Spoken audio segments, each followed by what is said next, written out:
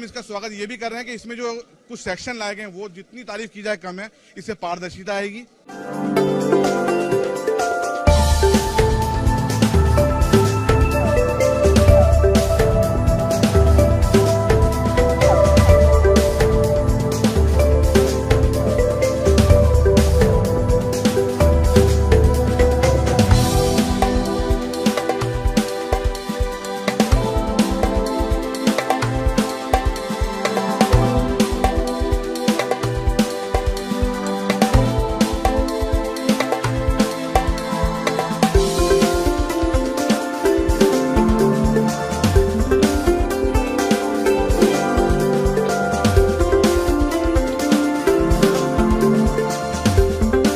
खुशी का बात है कि वक्फ अमेंडमेंट बिल पेश करने के बाद काफी मुस्लिम समुदाय से मेरा मिलना हुआ और आज हमारे देश का, हिंदुस्तान का ऑल इंडिया सूफी सजादा नसीन के जो हेड होते हैं काउंसिल के पूरे team under the leadership of Shri Syed Nasiruddin Chishti, chairman और successor of the present spiritual head of Ajmer दरगाह, और हिंदुस्तान के जितने भी यहाँ सजादा नसीन जितने भी हैं प्रमुख लोग आज मुझे मिले।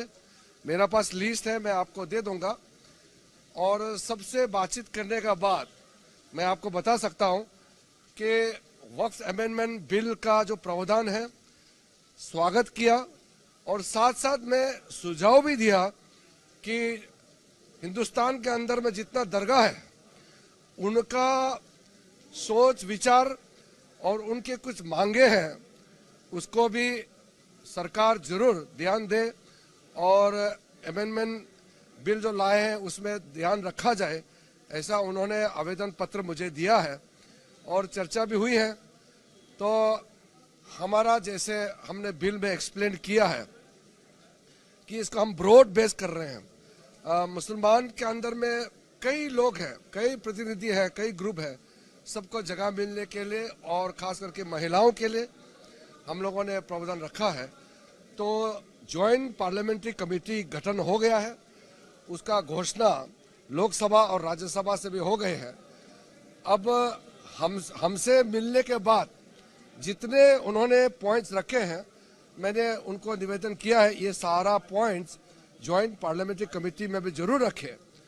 और हिंदुस्तान के अंदर में जितना दरगाह है आज मुझे जो मिले हैं वो लगभग 800 दरगाह जितने भी हिंदुस्तान में है उनका बिहाफ से मुझे एक पत्र भी दिया है और डिस्कशन के दौरान मुद्दे भी सामने में रखा है।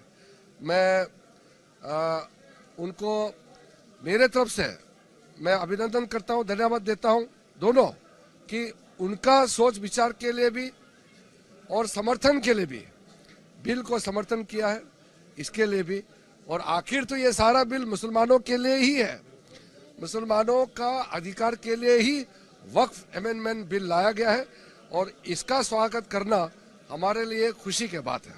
हम इसका स्वागत ये भी कर रहे हैं कि इसमें जो कुछ सेक्शन लाए गए हैं वो जितनी तारीफ की जाए कम है। इससे पारदर्शिता आएगी, जो मिसयूज ऑफ द फंड हो रहा था उसको उस पर रोक लगेगी, और जो एक हरदर्मिता वक्फ बोर्ड ने लगा रखी थी उस पर रोक लगेगी।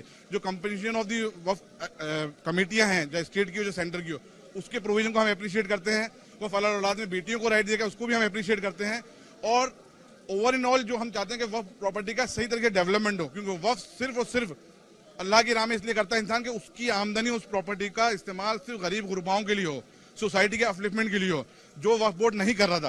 लेकिन हमें उम्मीद है कि इस एक्ट के बाद में होगा। और अब जिनकी जो भी ऑब्जेक्शन थे जॉइंट पार्लियामेंट्री कमेटी में जा चुका बिल, मैं समझता हूँ सबके ऑब्जेक्शन को दूर करने के बाद एक बहुत अच्छा बिल निकल के बाहर आएगा और बहुत अच्छा एक्ट बनेगा।